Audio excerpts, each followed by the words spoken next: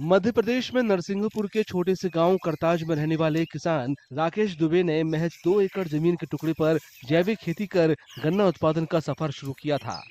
एक साधारण किसान के तौर पर उन्हें खेती में हर दिन नई चुनौतियों का सामना करना पड़ता था।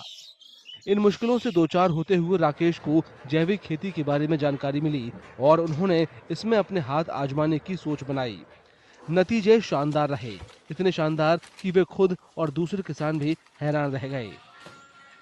2 एकड़ से निकलने वाले उत्पाद जब हमारे रिश्तेदार, हमारे परिवार के लोग हमसे मांगते थे और वो कहते थे कि इसका टेस्ट अलग है, इसका स्वाद अलग है, तो मुझे लगा कि क्यों ना इस पे काम किया जाए। थोड़ा-सा काम बढ़ाया और जिस तरीके से लोगों की डिमांड आने लगी और फसल आने के पहले लोग अपने उत्पाद को बुक कराने लगे, तो वो मेरे लिए एक रास्ता बना कि अब यहाँ से ये काम शुरू करना है।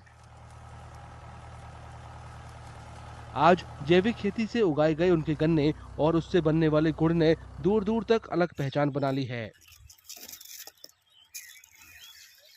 उनके द्वारा जैविक तरीके से गन्ना का उत्पादन किया जा रहा है और साथ ही जो जैविक तरीके से गन्ना का उत्पाद है उसके गुड़ तैयार किया जाता है और जैविक तरीके से किया जाता है। उसके विभिन्न प्रकार उन्होंने रूप दिए हैं, 1 किलो वाले से लेके 5 किलो 10 तक, लेकिन विशेषकर उन्होंने कैंडी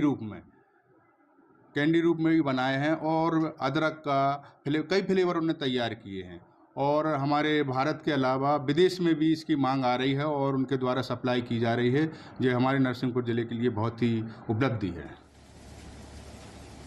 राकेश दुबे को जैविक खेती का जुनून है। वे अब इससे जुड़े अनुभवों को दूसरे किसानों, छात्रों और खेती में दिलचस्पी रखने वाले लोगों से साझा करना चाहते हैं।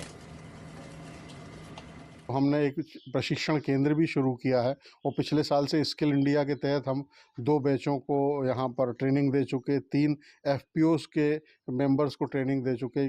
कभी जैविक खेती के ऊपर ट्रेनिंग होती है, कभी मेडिसिनल वैल्यू या वैल्यू एडिशन वाले गुड़ बनाने पर ट्रेनिंग होती है। तो ऐसे ट्रेनिंग प्रोग्राम यहाँ पर रेसिडेंशियल ट्रेनिंग प्रोग्राम चलते रहते हैं। 2 से 3 दिन की रहने रुकने किसानों की पूरी व्यवस्था है।